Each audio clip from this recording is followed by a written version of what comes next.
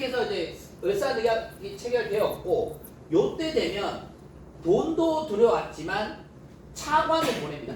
자, 요때는 고문이었잖아요. 고문. 요때는 고문이었고, 요때는 통감, 초대 통감이 이토일금이었어.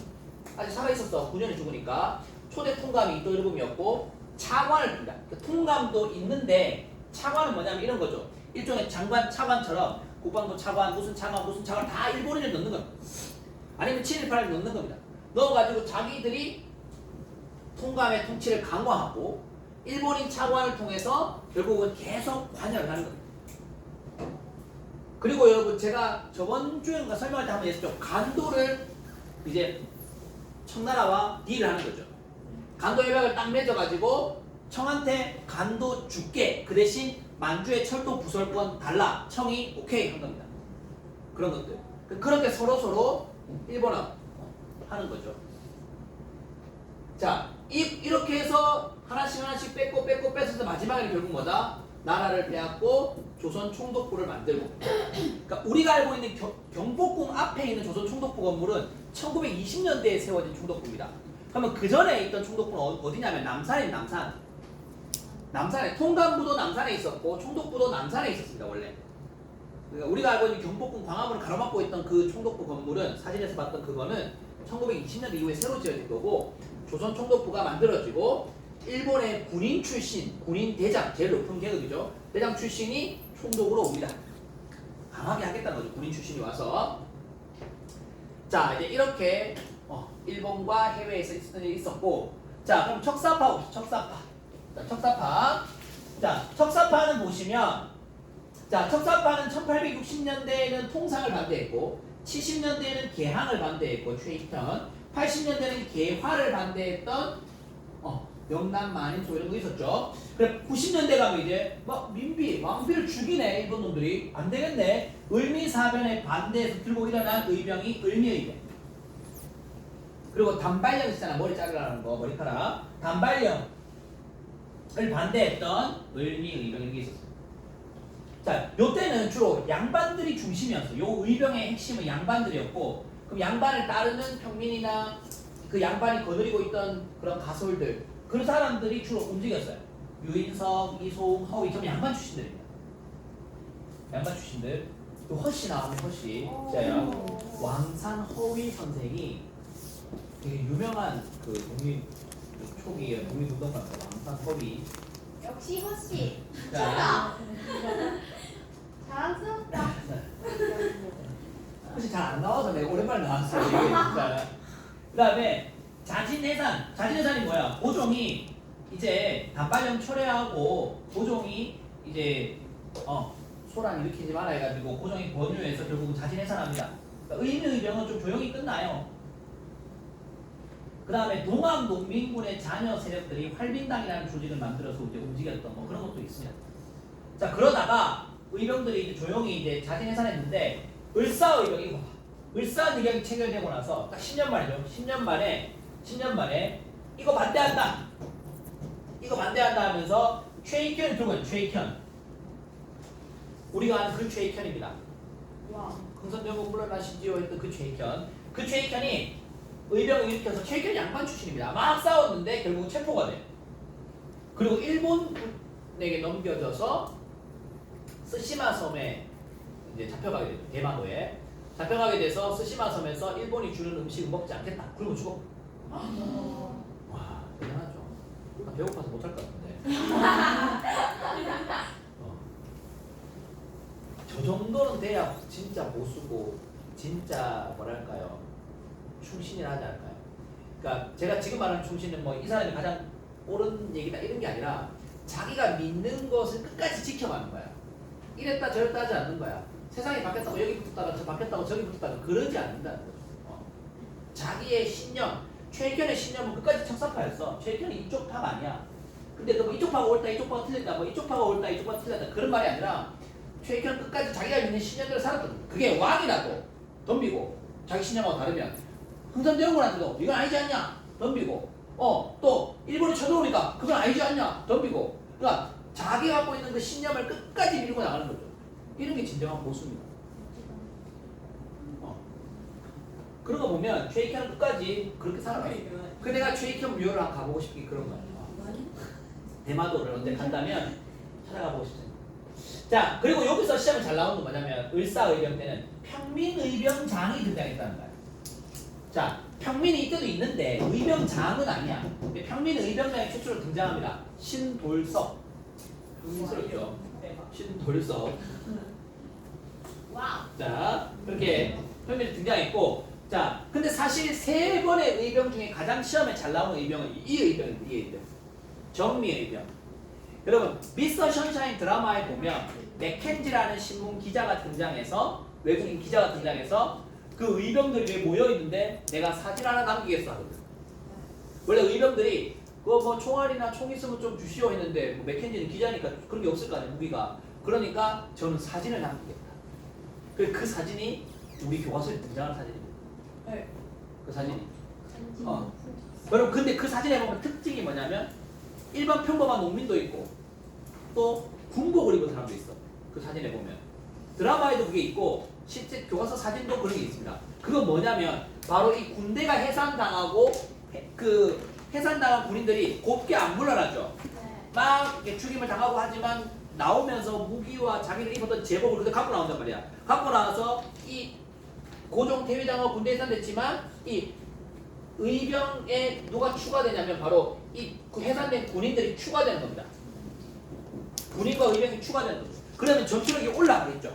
네. 그죠? 좀 더 이제 군인 출신들이 있으니까 뭔가 총도 쏠 줄 알 거고, 뭔가 어떻게 이제 해야 되는지도 안단 말이야. 그래서 이제 13도 창의군이 구성됩니다. 13도 창의군. 각 지역 전부 힘을 모아가지고 한번 밀고 들어가자. 어디로? 서울로. 서울 진공작전을 펼칩니다. 서울 진공작전. 이때 총대장 이인영, 그 다음에 왕산 허위, 아까 나왔던 그 허위 장군이 군사장. 와우. 어떻게 보면 이제 책임자, 부책임자 이런 느낌이야. 그래서 이 둘이 이제 책임을 맡고, 그리고 서울로 우리가 다 동시에 13도에서 동시에 서울로 가서 일본 군들을 몰아내자. 참 어떻게 보면 마지막 기회일 수 있었죠. 정부는 하지 못하는 거를 백성들이 하는 거예요. 이 시민의 힘입니다. 이게 시민의 힘. 그래서 이 서울 진공작전을 실시할 때 하는데 참 이제 이게 참 아쉬운 장면인데, 우리 결과를 알고 보기 때문에 아쉬운 장면인데, 그때 이인영 그 총대장 이인영의 그 부친상이 일어나. 부친상. 그럼 여러분이 이인영이면 아버지 제사에 가야 돼요, 장례식 가야 돼요, 나라의 지금 운명 앞에 서야 돼요. 사실 뭐가 옳다고 말하기는 좀 애매합니다만 내가 이인영의 아버지였다면 나라를 위해서 목숨을 던져라 이럴 것 같은데, 이인영은 이제 부친상에 가게 됐죠. 근데 이인영이 거기 갔기 때문에 이 전쟁이 실패했다 그렇게 볼 수는 없어요. 그렇게 볼 수는 없겠지만 아무튼 지휘부가 단합대회 쫙 이렇게 일사불란하게 진행을 하지 못했고, 그리고 이렇게 동시에 와야 되는데 이게 오는 이런 것도 잘 연락도 잘 안 되고 이렇게 띄엄띄엄 오다 보니까 일본한테 각기 격파 다 됐지. 다 격파 당하면서 서울 진공작전은 끝. 없어지. 실패하고. 그리고 일본은 어떻게 하냐면 이놈의 의병들 싸그리 다 토벌하겠다 해서 남한 대토벌 작전이라는 걸 실행합니다. 그러니까 이제 쥐도수도 모르게 다 한번 잡아내겠다는 거야. 온 땅을 다 이제 토벌하는 거. 특히 남한 쪽이 많았거든. 다 토벌하는 거. 그게 마지막 의병장이라고 불렸던 최응언. 마지막 의병장이라고. 최응을 체포되면서 실제 국내에서 더 이상의 무장 투쟁은 일어나지 않습니다. 그러면 이제 씨가 말랐느냐? 아니야. 그 씨는 해외로 이잖아요. 서간도, 신흥 무관학교, 북간도, 연해주 이런 데서 계속 이어집니다. 이어지는 거 우리 좀 이따 배울 겁니다. 자, 그렇게 되고, 그래서 처음에 을미, 을사, 정미, 의병으로 이어지다가 이제 일제강점기에는 항일 무장 투쟁으로 이제 계속 이어지는 거죠. 그렇죠?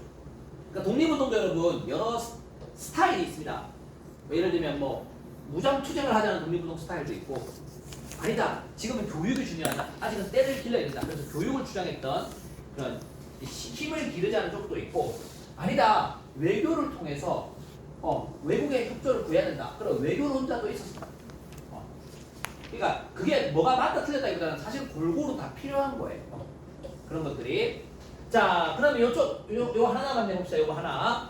자, 개화론자들은 처음에는 자기들끼리 모여가지고 이제 보아대라는 단체를 만들었어.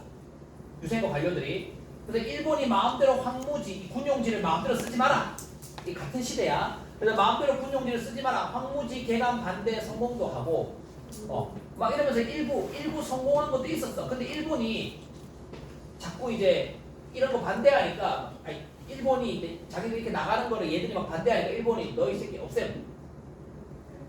보안에 없애버려. 그런데 그 남은 세력들이 또 만듭니다. 헌정연구회라는 걸 만들어서 우리 독립협회를 계승한다. 의회를 만들어서 우리 끝까지 싸울 것이다. 근데 얘들이 또 이제 막 이런 거 반대하고 이러니까 또 없애버려. 일본이. 없애니까 대한장학회는 또 생깁니다. 해마다 생기죠. 해마다 4년, 5년, 6년, 7년. 일본이 없애면 다른 이름으로 또 만들고 또 만들고 또 만들고. 그래서 장지연, 윤치호 이사람들 우리는 헌정연구회를 계승한다. 대한장학회 월보를 만들고 고종태위와 군대 해산을 반대하다가 고종 잘렸잖아. 반대하다가 또 해산당합니다. 그래도 끝까지 계속 단체를 만들면서 이어나가고 있죠. 시험에는 이게 제일 잘 나옵니다. 여러분 외우실 때는 보헌대신 이렇게 외우시기 바랍니다. 4년, 5년, 6년, 7년 보헌대신 신민회가 제일 잘 나옵니다. 근데 이거 세 개는 안 나오냐? 그건 아니고 이거 세 개는 이제 보기 지문 한 줄로 나올 수 있어. 그러나 실제 시험에는 이게 제일 잘 나와. 신민회.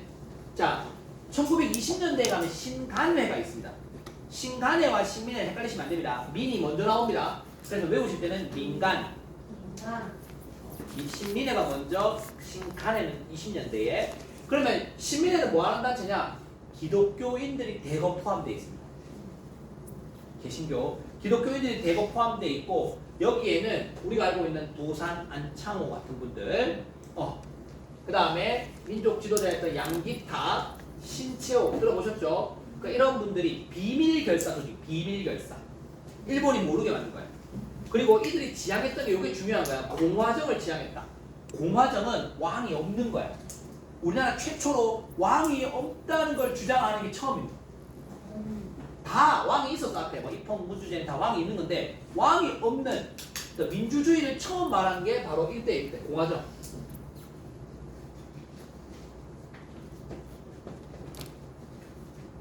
자, 표면적으로는 학교를 만들어요. 오산학교. 평안북도 정주에, 이 정주가 어디냐면 그 홍경래의 나리가 그곳입니다. 평안북도 정주에 거기에서 남강 이승훈 선생, 민족대표 33인 중에 한 분이었던 남강 이승훈이 여기에서 오산학교를 설립합니다. 근데 여러분, 남강 이승훈이 도산한 창호의 연설을 받고 감동을 받아가지고 사람이 바뀌거든요. 왜냐면 남강은요, 되게 가난했는데 도자기 그릇 있잖아, 그릇. 자기 장사해가지고 엄청 부자가 됐어. 부자가 됐는데 하루는 평양에 갔는데 세파트 젊은 놈이, 자기보다 열 몇 살이나 어린 젊은 놈이 누구냐면 안창호였어. 안창호가 연설을 하는데 나라를 빼앗겼는데 내 혼자 잘 살면 무슨 소용이 있습니까? 하고 막 강연을 했어, 안창호가. 남강 이승훈이 한참 고민을 하다가 몇 날 며칠을 고민하다가 그 말이 계속 자기 마음에 남는 거예요. 나라가 그랬는데 내만 잘 살아서 무슨 소용이 있냐. 근데 보통 여러분 자수성가한 사람들은, 자수성가가 무슨 뜻인지 알죠? 네. 자수성가한 사람은 남의 말을 잘 듣지 않습니다. 왜? 자기가 자기의 방법으로 성공한 사람이잖아. 그 사람들은 자기의 스타일과 사업에 노하우가 있겠죠. 그런 사람은 남의 얘기를 잘 안 듣습니다. 특히나 젊은 놈이 하는 얘기 별로 안 듣지 않습니다. 네가 뭘 알아 이런 거죠. 그러나 이승우는 도산의 얘기를 듣고 감동을 받고 오랜 고민 끝에 결정을 내. 뭐예요? 전 재산을 다 팔아서 학교를 줘. 그 학교가 오산학교. 지금은 서울에 있습니다. 서울에. 또 봐봐. 전 재산을 다 팔아서 문화재를 살린 사람이 있기 때문에 우리는 지금 그 도자기를 볼 수 있는 거고 훈민정음을 볼 수 있는 것처럼 자기의 전 재산을 다 팔아가지고 학교를 세워서 그 학교에서 좋은 학생이 나오기 위해서는 좋은 교사가 있어야 된다. 좋은 교사를 전국에서 수소문해서 다 불러옵니다. 대표적인 사람, 역사는 그거 가르쳤다. 단재 신채호가 그 학교 역사 교사입니다. 사회 과목은 당시에 민주주의나 사회를 가르쳤던 분은 평양의 아주 유명한 기독교 지도자이자 사회적인 평판이 높았던 고당 조만식 선생이 사회를 가르쳤고, 그 다음에 뭐 함석헌이니 유영모니 여러분 알고 있는 뭐 국어 시간에 나오는 소설가 다 등장합니다. 그 뛰어난 사람들 밑에서 등장하는 제자들도 뛰어난다. 대표적으로 그 제자들이 중에 김소월도 있고요. 오. 김소월도 있고요. 또 미술에 유명한 이중섭도 있고요. 그 사람 출신 중에 또 유명한 그 순교자 주기철 목사님 같은 분도 있고요. 또 여러분 장기려 박사의 스승이었던 백인재 선생도 바로 오산학교 출신입니다. 인제대 백병원 있죠? 그 인제대 백병원이 바로 백인재. 인제대 백병원. 그래서 그 백인재 박사가 바로 오산학교 학생이었어요. 그러니까 뛰어난 교사 밑에 뛰어난 제자가 나오는 겁니다. 그래서 나는 교사지만 내 스님이라고 여러 가지 얘기를 하지만 계속 공부 잘해가지고 좋은 대학 가라고만 얘기하는 교사가 과연 좋은 교사일까? 난 대놓고도 꼭 그렇게 해야 됩니까? 이렇게 말한다. 그 선생님들하고 밥 먹으면서 이렇게 얘기를 할 때도. 근데 대부분의 교사들이 자기 자녀를 그렇게 키웁니다. 대부분 교사들이. 그 여러분은 대부분 그 영향을 받고 살아는 거야. 받고 살아는 거야. 그래서 근데 내가 이런 말 떠든다고 그 선생님들이 다 내 말에 동의할까요? 동의 안 합니다. 속으로 내 욕할 겁니다. 대놓고 욕 안 하든가 욕할 겁니다. 근데 그래서 나는 내 자녀들을 일반 공교육에 안 보내고 싶은 거예요. 왜? 일반 공교육은 우리 학교뿐만 아니라 모든 학교들에 내가 돌아다녀 보면 다 공부 잘해서 성공하는 쪽으로 가르치고 있습니다. 너의 개성과 너의 창의력을 발휘해서 네가 하고 싶은 꿈을 펼쳐봐. 그거는 되게 이상적인 얘기고 그 현실은 다 공부 잘해야 되지 않냐는 쪽이야. 다. 근데 그 공부라는 게 다 국영수, 사과, 입시나 시험을 말하는 거야. 그걸 위해서 공부. 난 그런 게 너무 별로예요. 물론 저도 여러분 공부 잘하게 시험 잘 치게 도와주고 있지만 그것만이 다가 아닌데. 그래서 그런 슬픈 생각들이 들 때가 많습니다. 오산학교는 그런 부분을 제가 여러분 오산학교를 지금 소개하는 거예요. 어떤 교사들 밑에서 그 어떤 제자들의 의식을 갖고 성장하는 거예요. 그래서 백인재는 의사가 되고 김소월은 시인이 되고 이중섭은 미술을 하잖아. 다 다르잖아. 그러나 의식이 있는 사람들이 되는 겁니다. 그렇게 성장하는 거예요. 그리고 안창호는 평양에 대성학교를 만듭니다. 그리고 안창호는 여기 적어놓지는 않았지만 안창호 선생이 우리나라 최초의 남녀공학을 만듭니다. 와우. 점진학교라고. 와우. 그런 것도 만듭니다. 생각이 깨어나는 거죠. 그 다음에 태극서관, 서적가는 뭐 책을 판매하는 그런 곳이죠. 그 다음에 자기 회사, 도자기 같은 거 파는 이런 것들을 만들어서 이런 데서 이제 인재를 양성하고 그 다음에 수익, 이제 재정을 이제 구하는 거죠. 그리고는 몰래 뭘 한다? 서간도 지방에 이제 나라의 운명이 기울고 있기 때문에 서간도 지역에 독립운동 기지를 만듭니다. 국내에서 이제 어렵잖아. 독립운동 더 이상 하기가. 그러니까 서간도 지역에 독립운동 기지를 만듭니다. 그게 신흥무관학교. 거기에 나중에 독립군을 양성하는 신흥무관학교를 만들죠. 그러면 여러분 우리가 지금 중국에 갔다. 허허 벌판 같은 땅에 누가 학교 지으라고 주나? 돈을 주나? 중국 애들이 여기 오세요. 이 건물 쓰세요. 하나? 그럼 여러분 돈이 필요합니다. 또 사람이 한두 명 가는 게 아니라고 온 마을에 그 사람들이 이전하면 먹고 살아야 될 거 아니야. 돈이 없습니다. 그 돈은 누가 됐다? 우당 이회영 선생이 가지고 돈을 댑니다. 와. 명동 최고의 갑부. 지금 그 명동 땅을 시세로 보면 수천억 할 건데 그 땅을 다 팔아가지고 이씨 육형제가 모여가지고 이회영, 이시영 그 형제들이 모여가지고 이게 모여서 나라가 지금 기울고 있다. 어떡할 것이냐. 이 사람들 사실은 독립운동 안 해도 돼. 가만히 있어도 일본이 뭐라 안 해 이 사람들한테. 왜? 한국의 엄청난 부자고 유명 가문이기 때문에 일본이 이 사람을 우대해 줍니다 여러분. 와. 오히려 왜 이 사람들을 구슬려서 자기 편 만들면 좋거든. 그러니까 그런데 이 사람들은 이런 제하에 거절하고 재산 정리한. 여러분 재산을 빨리 정리하면 재박스를 받을까요? 못 받을까요? 못 받죠. 못 받아도 어마어마했습니다. 그만큼 큰 부자였기 때문에. 아마 한송보다 더 부자였을 거예요. 우당 가문이. 근데 그거를 다 팔아가지고 서간도로 가서 거기에서 집을 짓고 마을을 짓고 학교를 짓고 교육을 하고 다 하는 겁니다. 6개월 정도가 지났을 때 6개월 정도 지났는데 먹을 게 별로 없어. 그 많은 돈, 그 많은 재산들 독립운동에 다 투자하고 시간이 한참 지나니까 먹을 게 별로 가난해지는 거. 그러나 그 뜻에 대해서 굽히지 않았던 우당. 그렇게 26형제 그 가문이 다 옮겼어. 해방이 됐어. 해방이 되고 45년 해방이 됐을 때 다 돌아가시고 이시영이라는 한 분만 딱 남았어. 초대 부통령을 하셨던 이시영 그분만 딱 살아남고 다 독립운동하다가 다 돌아가시고. 그래서 그 이시영 선생이 나중에 신흥무관학교를 다시 건립하고 싶다 하면서 서울에다 학교를 하나 세우죠. 그게 지금의 경희대학. 경희대학. 그렇게 설립이 됩니다. 지금 뭐 그런 신흥무관학교 정신이 있는지는 잘 모르겠는데 경희대는 학교 굉장히 예쁜 학교예요. 캠퍼스가 아름다운 뭐 1위 이런 데 뽑혔던 학교인데 그렇게 이어지는. 그래서 신민회는 굉장히 잘 나옵니다 시험에. 근데 일본이 봤을 때 요놈들이 뭔가를 하는 것 같아.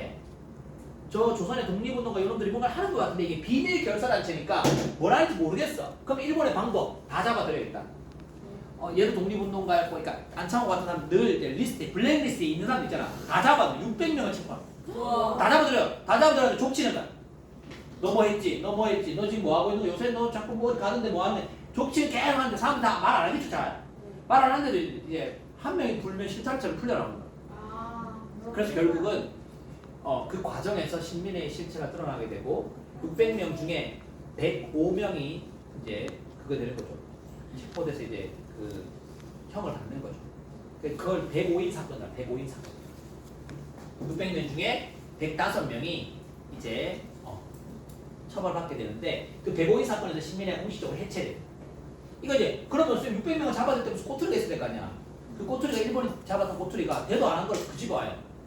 무슨 안악 사건이라고 있었는데 그걸 갖고 끄집어 와가지고 그 데라우치 총독, 이거 초대 총독이 데라우치입니다. 데라우치 총독 암살 사건이라고 해서 이제 그 갖다 붙인 거야 그냥.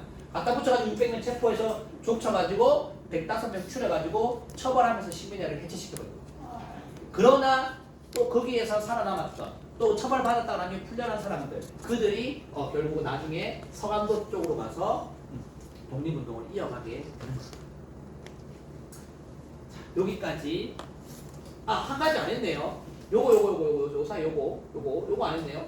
국채보상운동은 나라의 빚을 갚기 위해서 아까 내가 1,300만 원 빚졌다 했잖아. 요거 갚기 위한 운동이 대구에서 일어났고 요거를 대한매일신보라는 신문사에서 전국적으로 홍보해줬습니다. 전국적으로. 근데 전국 사람들이 알아야 동참할 거 아니야. 그래서 이 대한매일신보 그 사장이 양기탁과 여기도 나오죠. 양기탁과 베델인데 베델. 요 특이한 베델은요 영국인입니다.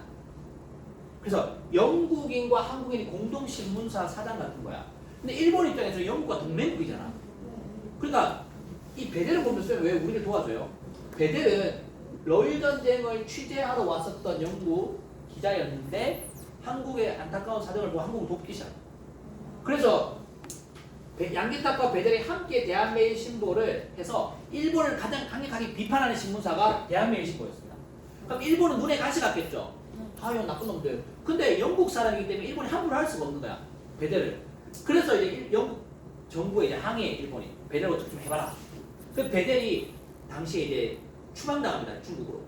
잠시 중국으로 추방당했다가 돌아와요. 조선으로. 돌아오는데 돌아와서 얼마 안 있다가 베델이 젊은 나이에 죽습니다.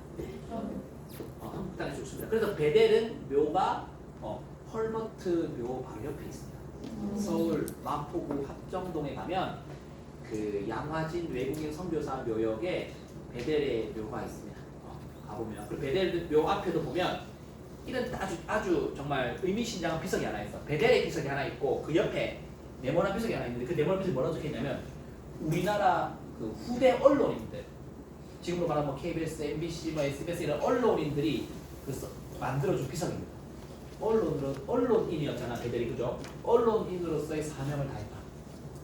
그래서 이제 언론인들이 그 기념하기 위해 비석을 세워놨어요. 그러니까 언론은 권력에 좌지우지 되는 게 아니라 누구 정권에 좌지우지 되는 게 아니라 진실을 말할 수 있어야 된다. 그래서 그런 이제 해놨던 그 베델의 높이 평가한 이제 그런 비석이 세워져 있어요. 자 이렇게까지 하고 쉽시다. 자 써주세요.